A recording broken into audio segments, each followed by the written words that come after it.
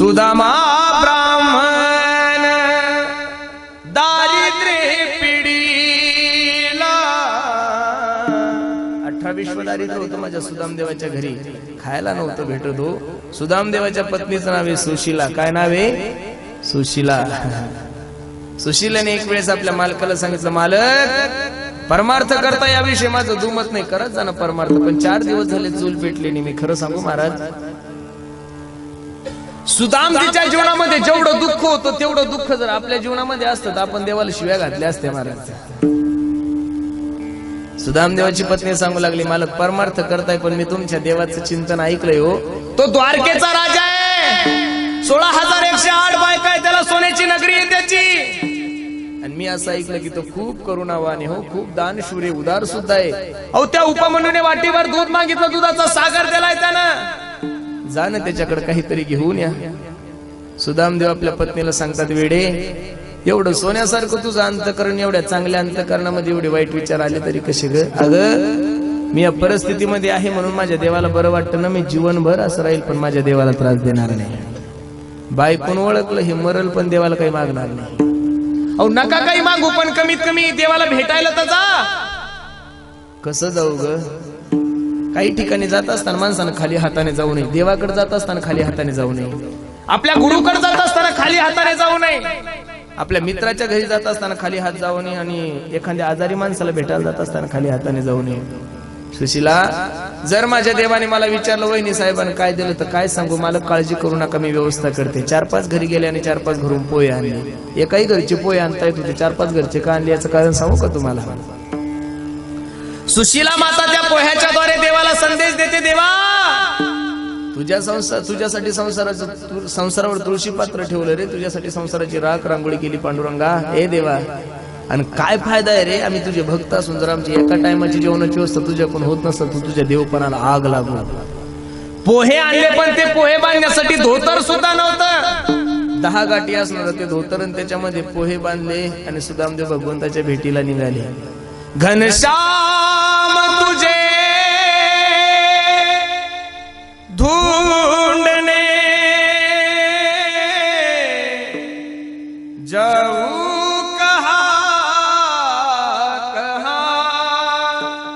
चैत्र महिन्याचे दिवस महाराज, ऊन तापलंय, पायात चप्पल नाही आणि सुदामदेवाच्या डोळ्याला धारा लागल्या आणि सुदामदेव देवाला सांगतात, पांडुरंगा भूक लगती है प्यास लगती है, जिंदगी अब उदास लगती है, कैसे आऊं तेरी द्वारका, आस भी अब उदास लगती है. देवा भूक लागली रे, तहान लागली. देवा पायात काटे मोडतायत, ऊन तापतोय, कसं येऊ देवा तुझ्याकडे? एका सुंदर झाडाखाली सुदामदेवाने डोळे लावून बसले. माझ्या देवाने विचार केला, माझा सुदाम्या माझ्यापर्यंत येऊ शकत नाही, म्हणून निद्रा अवस्थेमध्ये सुदामदेवाला भगवंतानी उचलला आणि द्वारकेमध्ये नेऊन टाकलं. डोळे उघडून पाहिले तर सगळी सोन्याची नगरी. जय श्री कृष्ण, जय श्री कृष्ण. विचारलं का कोणाची नगरी आहे? भगवान श्रीकृष्णाची. त्यांना विचारलं कुठं असतो तुमचा देव? तो समोरचा जो महाल दिसतो ना, त्या महाल मध्ये माझे भगवान परमात्मा राहतात. तिथं 2 द्वारपाळ होते, त्या द्वारपाळांचं नाव जय आणि विजय होतं. काय? भगवंताचे द्वारपाळ कोण आहे? जय आणि विजय.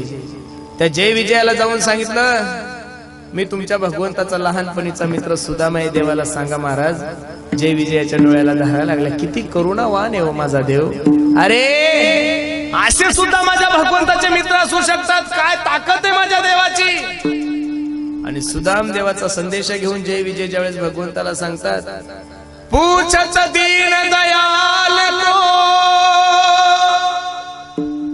बतावत आपनु नाम सुदामा. सुदाम देवाचं नाव ऐकल्यानंतर जगाचा मालक पळायला लागला. सुदाम देवाला आलिंगन दिले. लक्ष देऊन कीर्तन ऐका बाबा. अख्खी द्वारका नगरी रडत होती, पट्ट राण्या रडत होत्या, उद्धवजी रडत होते, प्रद्युम्न रडत होता, पण सुदाम देवाच्या डोळ्याला एक अश्रू नाही. सुदाम देव विचार करतात, अरे मी जर या समाजासमोर रडलो तर हा बसणारा समाज विचार करेल, हा भिकारी काहीतरी पांडुरंगाला मागायला आलाय, देवाला मागायला आलाय. सुदाम देवाचं ते वातावरण पाहिल्यानंतर माझ्या जगाच्या मालकाला नाही राहवलं महाराज. देख सुदामा की दीन दशा, करुणा करके करुणा निधि रोए, पानी परात को हाथ छू नहीं, नैनन के जल से पग धोए. माय बाप, तुम्ही मी देवासाठी रडतो, तुमच्या स्वार्थासाठी दादा. तुम्ही मी देवासाठी रडतो, यात नवल नाही, माणूस रडकाच असतो. पण देव ज्या लोकांसाठी रडत असत ते लोक निश्चित तुमच्या आणि माझ्यापेक्षा आगळे आणि वेगळे असले पाहिजे.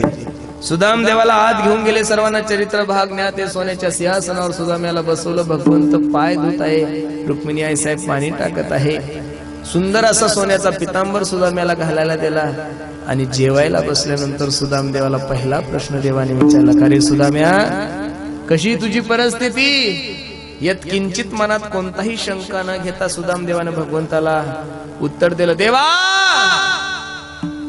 माझ्यासारखं सुखी या जगाच्या पाठीवर दुसरं कोणीच नाही महाराज. भगवंताच्या डोळ्याला धारा लागल्या, रे सुदाम्या, 4 दिवस झाले तुझी चूल पेटली नाही रे वेड्या, आणि सांगतो की माझ्यासारखं सुखी कोणी नाही. खऱ्या भक्ताचे लक्षण हे असतात दादा. मेरे रोने से तुमको जो आए हंसी, मेरे रोने से तुमको जो आए हंसी, मैं रो रो के तुमको हंसाया करूं, मैं रो रो के तुमको हंसाया करूं. देवा, तुला जर असं वाटतं की मी या परिस्थितीमध्ये म्हणून तुला बरं वाटतंय ना देवा, आम्ही जीवनभर असं राहू, पण तुला मात्र त्रास देणार नाही. पडता जडबारी नेमान टळे निर्धारी. माय बाप, ज्यांचा अवघा प्रेम देवावर, त्यांनी संसारातल्या प्रत्येक गोष्टी तृणवत समजल्या आणि त्यांच्या जीवनामध्ये कितीही मोठं संकट आलं तरी त्यांनी आपला नेम सोडला नाही. पडता जडबारी नेमान टळे निर्धारी, नाही अनेक प्रमाण तन धन तृण जन विठोबा रखुमाई,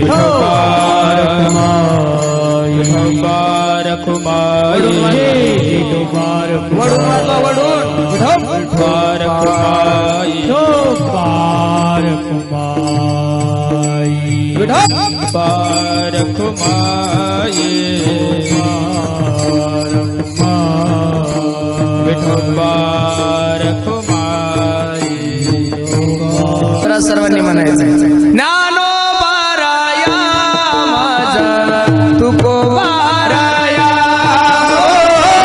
नानो बाराया माझा तुको बाराया, बाराया माझा तुको बाराया, हरी तुको बाराया, बाराया माझा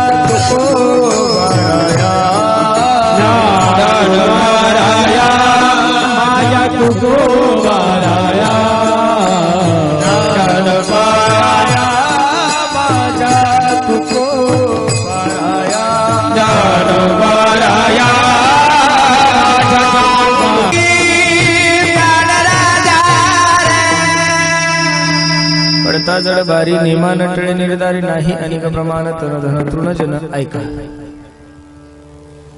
तुका म्हणे याती हो का तयाती भलती, नाही अनेक प्रमाण तन धन तृण जन. ज्या वैष्णवाचा अवघ प्रेम देवावर आहे, संसारातल्या प्रत्येक गोष्टी ज्यांनी तृणवत समजलेल्या, अशा जीवनामध्ये किती जरी संकट आलं तरी ते आपला नियम सोडत नाही.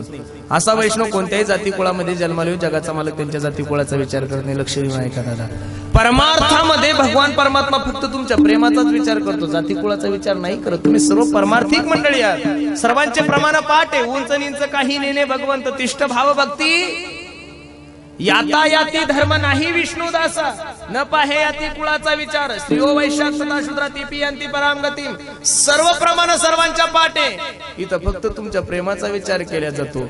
विदुरा घरच्या भक्षुनी कन्या परमानंदे झाला, मन मोहन मुरलीवाला, हे मोहन मुरलीवाला, नंदाचा अलबेला, मनमोहन मुरलीवाला, नंदाचा अलबेला,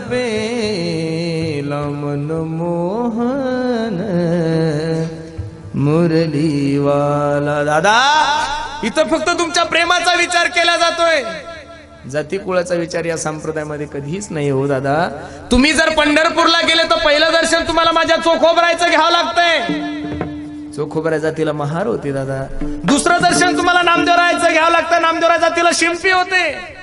पांडुरंगाच्या गाभाऱ्याच्या अगोदर एका माय माऊलीची समाधी, तिचं नाव आहे कान्होपात्र, एका वेश्येची मुलगी होती. अरे बसणाऱ्या सर्व मंडळीला माझा प्रश्न आहे, वेश्येच्या मुलीला जो संप्रदाय खांद्यावर घेऊन चालत असेल तो वारकरी संप्रदाय जातीवाद करेल तरी कसा दादा? अजिबात नाही करू शकत. जातीवाद संपवण्यासाठी सप्ताह आहे. हा काही काही सप्त्यामध्ये जातीवाद होतो तो भाग वेगळा आहे. सप्ताहामध्ये जातीवाद संपवण्यासाठी आहे. माझा बसणाऱ्या मंडळीला प्रश्न आहे, आज एवढा लाखो अब्जावधी रुपये आपण खर्च करतोय, आपल्या सप्त्याचं जर बजेट काढलं महाराज तर कमीत कमी 15 ते 20 लाख रुपये खर्च आहे. खर्च आहेच ना मग महाराज. हे कशासाठी? आपल्या अंतकरणातले विकार नष्ट झाले पाहिजेत, आपल्या अंतकरणाचा जातीवाद नष्ट झाला पाहिजेत. अरे बाहेर बिघडलेला माणूस इथं सुधरेल गड्या हो, पण इथं सुधरलेला माणूस सुधरायचा कुठं मोठी प्रश्न आहे ना दादा. म्हणून खरं सांगू, परत परमार्थामध्ये जातीकुळाचा विचार केला जात नाही. नाथ भागवतातल्या 4 ओव्या मी तुमच्या समोर ठेवतो, खूप गोड ओव्या, लक्ष देऊन ऐका. पहिली ओवी आहे, विदुरदासी पुत्र प्रसिद्धू त्यासी आवडला गोविंदू, झाला वैष्णवा माझी बंधू कैची निंदू म्हणावा. विदुरदासी पुत्र होते तरी सुद्धा भगवंतांनी त्यांचा स्वीकार केला. याचं कारण फक्त अंतकरणातला प्रेम, अंतकरणातला भाव. दुसरी ओवी आहे, पक्षामा राक्षसा माझी बिभीषण, दैत्या माझी प्रल्हाद जान भगवंतासी, अनन्य शरण वैष्णव पण तेने त्यासी. राक्षस कुळामध्ये जन्माला आलेले बिभीषण, दैत्य कुळामध्ये जन्माला आलेले भक्त पडला तरी सुद्धा भगवंतांनी त्यांचा स्वीकार केला. तिसरी ओवी ऐका, योनी जन्मला मरकट, वैष्णवा माझी अतिश्रेष्ठ, हनुमंत मनावया कनिष्ठ, ऐसा पापिष्ट कोण आहे. ज्या हनुमंतरायाचं दररोज आपण दर्शन घेतो ते हनुमंतराय वानर योनीमध्ये जन्माला आलेले, पण आध्यात्मिक क्षेत्रामध्ये एवढा मोठा अधिकार प्राप्त करून दिला की तुकोबरायासारख्या साधूंना हनुमंतरायाला म्हणावं लागला, काय भक्तीच्या त्या वाटा मज दावया सुबटा बाबा. आणि चौथी ओवी ऐका, पक्षा माझी केवळ निंदू, जटायू उद्धरिला म्यागिधू, उद्धरिला धर्म व्याधू भाव शुद्धू मदर्थी.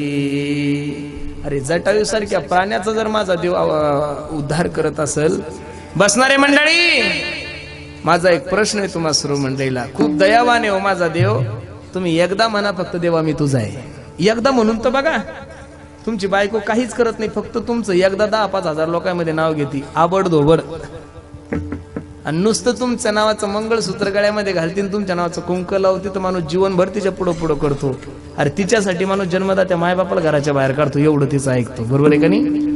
नुसतं तिनं तुमच्या नावाचं कुंकू लावलंय आणि मंगळसूत्र घातलं तर माणूस तिचं एवढं ऐकत असेल, माझ्या भगवंताची गळ्यामध्ये माळ घालून बघावं आणि त्याच्या नावाचा कपाळाला गंध लावून एकदा म्हणा मी देवाचा आहे, मला तुमचे संसार रूपी नौका तो पैल तिराला नेल्याशिवाय राहणार. म्हणा ना, जा ना देवाकडे एकदा म्हणून बघा, देव माझा देव माझा देव माझा माझा देव माझा मी देवाचा,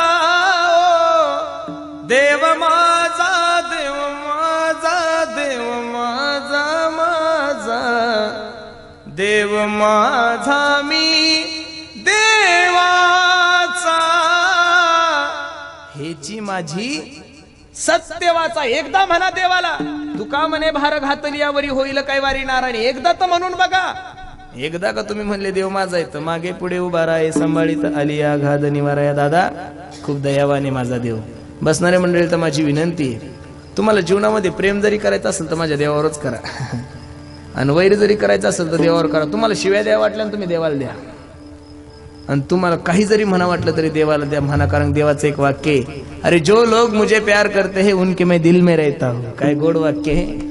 जो लोग मुझे प्यार करते हैं उनके मैं दिल में रहता हूँ, और जो लोग मुझे नफरत करते हैं उनके मैं आंखों में रहता हूँ, लेकिन रहता तो उनके शरीर में ही हूँ ना दादा. माझा प्रश्न आहे तुम्हाला, जेवढ्या लवकर देवाने राक्षसांचा उद्धार केला तेवढ्या लवकर भक्ताचा नाही महाराज. रावणानं काय पराक्रम गाजवला होता? परमार्थ नव्हता केला, बायको पळून नेली होती. पण अगोदर मोक्ष रावणाला आहे, बिभीषणाला नंतर आहे. बरोबर आहे का नाही? यशोदा राणीने एवढा सांभाळ केलाय माझ्या भगवंताचा, देवकीपेक्षा 1000 पट चांगलं सांभाळ आहे माझ्या देवाला. पण पहिला उद्धार पुतनेचा आहे का? पुतनेनं काय काम केलं? विष पाजलं होतं ना.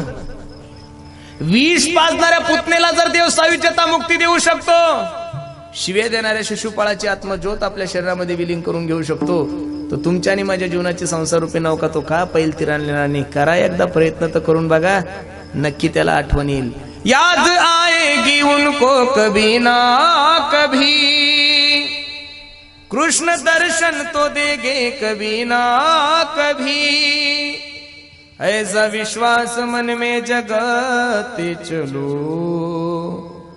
कृष्ण गोविंद गोपाल गाते चलो, काम करते चलो, नाम जपते चलो, हर समय कृष्ण का ध्यान करते चलो, कृष्ण गोविंद गोपाल गाते चलो. दादा, म्हणून परमार्थामध्ये जाती कुळाला अजिबात किंमत नाहीये.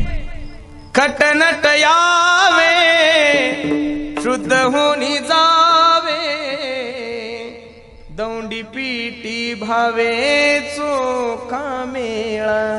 कोणी या दादा, पण आपल्या जीवनाचा उद्धार करून घ्या. महाराज सांगतात, तुका म्हणे याती हो का तयाती बलती नाही, अनेक प्रमाण तन धन तृणजन. अभंगाचा सरळ भाव मी तुमच्या समोर ठेवला.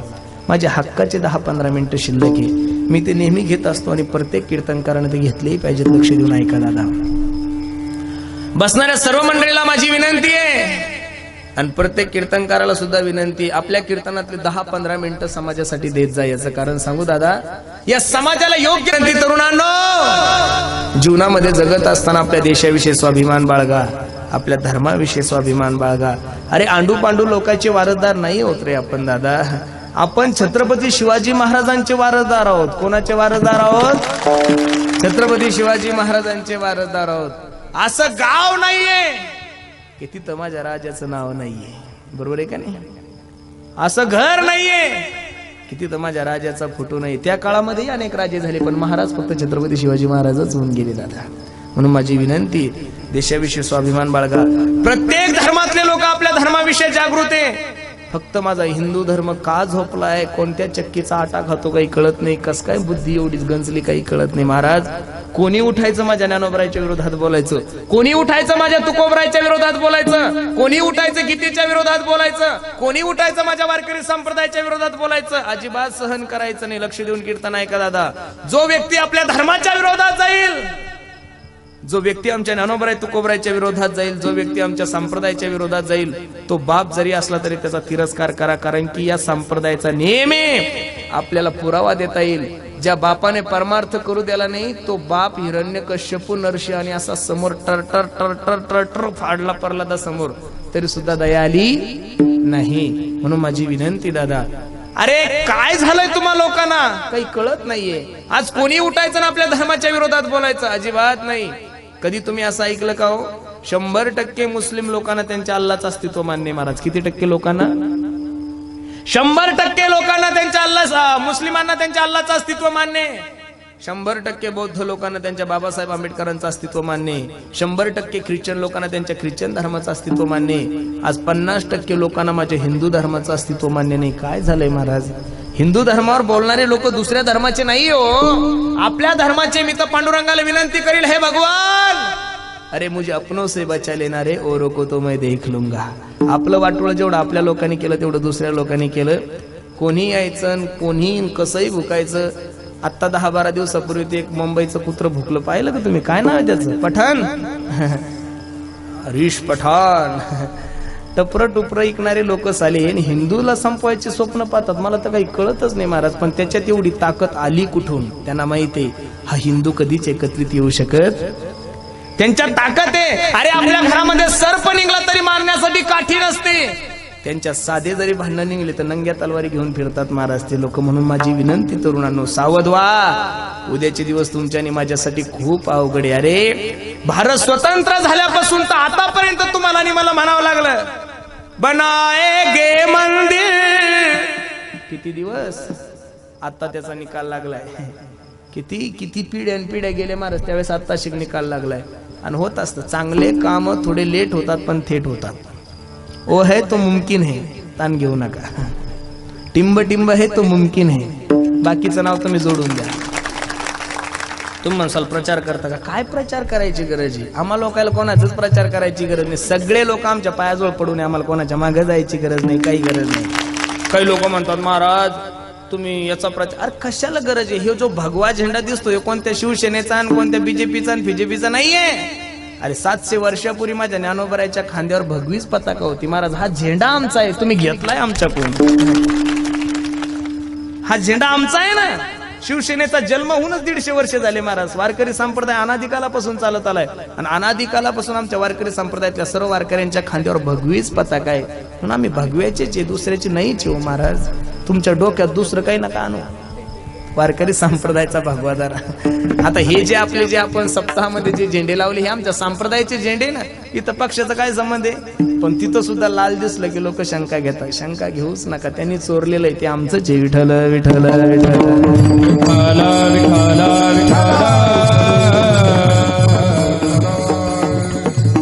म्हणून बसणाऱ्या सर्व मंडळीला माझी विनंती, देशाविषयी स्वाभिमान बाळगा दादा. नक्कीच उद्याचे दिवस. काय झालंय महाराज, 2 दिवसापूर्वी मी नांदेड जिल्ह्यामध्ये कंधार तालुक्यामध्ये बाभुळगाव म्हणून एक गाव आहे, तिथे कीर्तनाला गेलो सकाळी 13वीच्या कीर्तनाला. त्या लोह्याच्या अगोदर एक सोनखेड म्हणून मोठं गाव आहे महाराज. त्या सोनखेड गावामध्ये आता 2-3 दिवसाची घटना आहे. एका 4 वर्षाच्या मुलीवर एका मुलाने बलात्कार केलाय महाराज. किती वर्षाच्या? 4 वर्षाची मुलगी, म्हणजे तिला काहीच कळत नाही महाराज. याच्यापेक्षा छोटी असेल ती मुलगी. हे जे लेकरू दिसते मला वाटतं 6 वर्षाचं असेल, बरोबर आहे का नाही? याच्यापेक्षा छोटी आहे महाराज. एवढं महाभारत वाचा तुम्ही, भागवत वाचा, रामायण वाचा, कोणत्याच राक्षसाने एवढं नीच काम केलेलं नाही महाराज. हिंगणघाट मध्ये एका चौकामध्ये एका मुलीच्या अंगावर पेट्रोल टाकून तिला जाळल्या जात आहे. कोणती पद्धत ही महाराज? किती कसले विचार झाले लोकांचे मला काही कळत नाही महाराज. सावध व्हा. एवढा संप्रदाय असून जर लोकांची एवढी खालची दर्जाची विचार आहे, संप्रदाय जर वारकरी संप्रदाय महाराष्ट्रात नसतात, लोकांनी काय केलं असतं महाराज? विचार करा. म्हणून माझी विनंती आहे, देशाविषयी स्वाभिमान बाळगा. एकत्रित या सर्वांनी. कधीतरी म्हणा ना रे मी हिंदू आहे, हिंदुस्तान माझा देश आहे. कधीतरी म्हणा ना तुम्ही दादा. सगळे एकत्रित या, कारण एकीचं बळ खूप मोठं असतं. म्हणून सर्वांना माझी विनंती, देशाविषयी स्वाभिमान बाळगा. ह्या वर्षी छत्रपती शिवाजी महाराजांची जयंती माझ्या तरुणांनी एवढी थाटामाटात केली महाराज, बाप रे बाप. मी नाशिकला शिवजयंतीचं कीर्तन केलं, तुम्हाला खोटं वाटेल. तिथल्या तरुणांनी एका दिवसाचा खर्च 55 लाख रुपये केला होता महाराज. किती लाख? 55 लाख रुपये खर्च करून शिवजयंती ठेवली. माझं तो डोकंच बंद पडलो. काय नियोजन करतात लोक. पण तरुणांना माझी विनंती, आज प्रत्येक गावामध्ये छत्रपती शिवाजी महाराजांचा उत्सव तुम्ही एवढ्या मोठ्या थाटामाटात करता.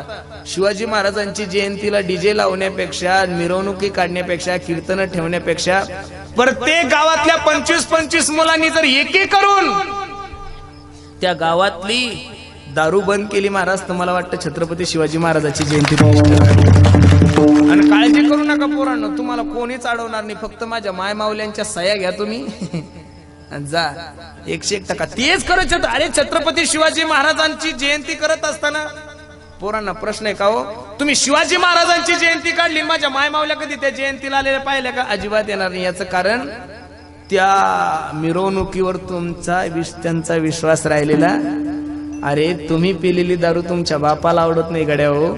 तो माझा राजा अख्ख्या महाराष्ट्राचा बाप होता, त्या बापाला तुम्ही दारू पिलेली कशी आवडेल? म्हणून तरुणांना माझी विनंती आहे, तुम्हाला आपल्या हिंदू धर्माची मान नाही उंचावता आली तरी चालेल, पण तुमच्या आणि माझ्यामुळे आपल्या हिंदू धर्माची मान खाली जाईल असं कोणतंही कार्य जीवनामध्ये होऊ देऊ नका. दुसरी सर्वात महत्वाची गोष्ट आहे तरुणांसाठी, बाबांनो, जीवनामध्ये व्यसन करू नका. बरं, चांगले कपडे घाला माणसाने. इतके सुंदर कपडे घाला की तुमचे कपडे पाहिल्यानंतर लोकांची आग झाली पाहिजे. हो द्या ना, किती का आग होईल, त्याचा मूळव्याज जरी झाला तरी तुम्ही ढिलं पडू. चांगले कपडे घाला, चांगले मोबाईल घ्या, अंगठ्या बिंगठ्या, लॉकेट बिकेट घाला. साध्या टू व्हीलर घेऊन फिरू नका, बुलेट घेऊन फिरा. काय कमी केलं रे? तुमच्या जवळून समृद्धी गेलाय महाराज. एक गुंठा ऐकली की बुलेट येते. आपल्याला काही एकर भरी कायचं थोडं काम आहे. आता सध्या परिस्थिती जेमतेम बरी आहे आपली, ताण घ्यायचं काम नाही. म्हणून माझी विनंती आहे, दारू पिऊन तुमचंही जीवन बर्बाद नका करू आणि दुसऱ्याच्या लेकी बाळीचंही जीवन बर्बाद नका करू. माझा हा मराठा समाज, माझा हा हिंदू समाज जर दोन गोष्टीमुळे वाया गेलाय महाराज, फक्त एक तर आपले लग्न आणि दुसरं म्हणजे ग्रामपंचायत. महाराज काय लग्नाला चव आहे का रे आपल्या. परवा दिवशी एका लग्नाला, मी कोणाच्याच लग्नाला जात नाही महाराज, आणि मंगलाष्टक म्हणणं तर सोडून दिलं गाडी करवा. मी तुम्ही म्हणसाल का सोडून दिलं, मी ज्याच्या लग्नात 2 मंगलाष्टका म्हणलं त्याचं फक्त 2च महिने टिकलं, त्याच्यामुळे मी म्हणतच नाही कोणाच्या लग्नात. ज्याच्या लग्नात 4 म्हणले ते 4 महिने, ज्याचं 1 महिना की दुसऱ्या महिन्यात पाडकतीच होती, त्याच्यामुळे आपण मंगलाष्टक म्हणतच नाही कोणाच्या लग्नात. परवा दिवशी एका ठिकाणी लग्नाला गेलो, अहो महाराज वराड पेलेलं होतं, पोरं पेलं, त्यात काही नाव नाही, वरबापही पेलेलं होतं. बरं वरबाप पेव दलिंदर नवरदेव पेल होता. मी त्या नवरदेवाला म्हणलं एवढं सुंदर वातावरण आहे, फक्त नवरी प्यायची राहिली, तिलाही थोडीशी 5 म्हणजे सगळे म्हणत. अवघड काम झालंय महाराज.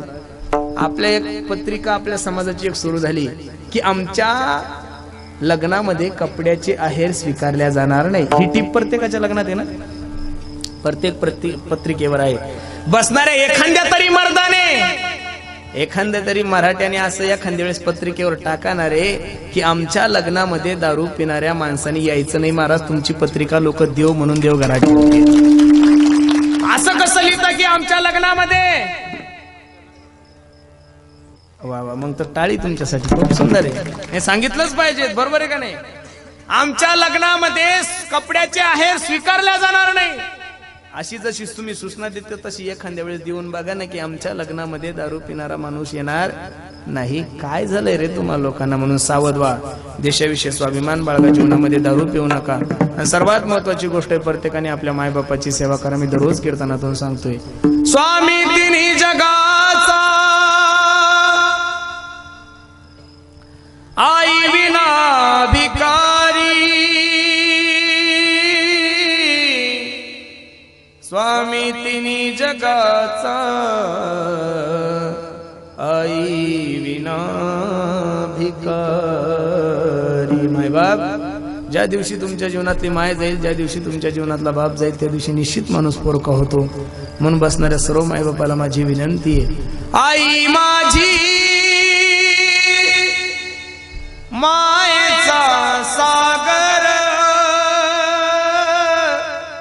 दिला तिने जीवनाला आकार, अग तळपत्या उन्हात आणि रखरख त्या रानात राहिली समाजासाठी तू ग कष्टाच्या घामात. कधी मिळेल मुठभर घास, कधी घडे तिला उपवास, ओल्या मातीतून चालताना तुडविले काट्याचे फास. आई माझी मायेचा सागर दिला तिने जीवनाला आकार, नभीची चांदणी तू ग चंद्राची कोर, शीतल तुझी छाया मला हवी जीवनभर. तुझ्या शीतल छायेमध्ये उभ आयुष्य जगेन, आई देवापासी मी ग, आई तुलाच ग मागेन.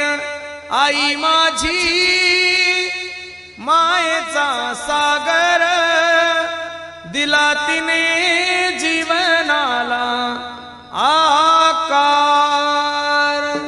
म्हणून प्रत्येक माणसाला माझी हात जोडून विनंती, दादा प्रत्येकाने आपल्या आई वडिलाची सेवा करा.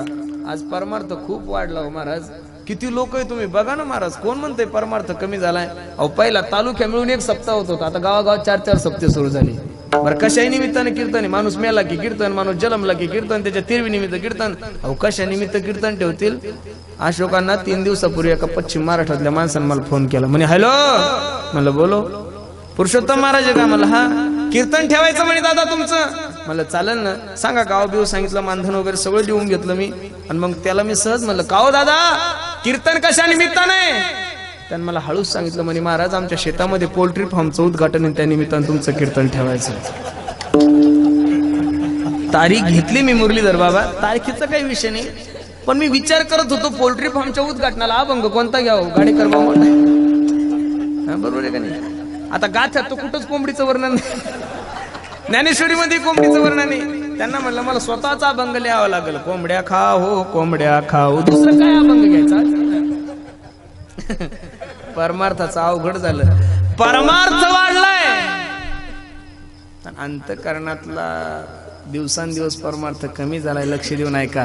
आपकी नियत भला कितनी भी अच्छी हो, दुनिया तो आपको आपके दिखावे से ही जानती है, लेकिन आपका दिखावा भला कितना भी अच्छा हो, मेरा भगवान तो आपको आपके नियत से ही जानता है. म्हणून खूप गोड नियोजन तुम्ही सर्व मंडळींनी केलं, द्यावे तेवढे धन्यवाद तुम्हाला. आळंदीच्या सप्त्याची तर होणारच मा, तिथं काय मारा, तिथं काही कीर्तनकार लोक कीर्तन करायला नव्हते. महाराष्ट्रातले जेवढे काही नामांकित कीर्तनकार आहे त्या सप्त्यामध्ये पत्तरवाळ्या उचलण्यासाठी होते, वाढण्यासाठी होते. हे त्या सप्त्याची उंची महाराज अवघड महाराज. दररोजचे 50,000 लोक जेवत होते, पण मला नाही वाटत एखादा माणूस कधी उपाशी गेला असेल महाराज, अजिबात नाही. काय महाराज, साधे साधे लोक यायचे, साधे साधे लोक लाख लाख रुपयाचे चेक देऊन जायचे महाराज.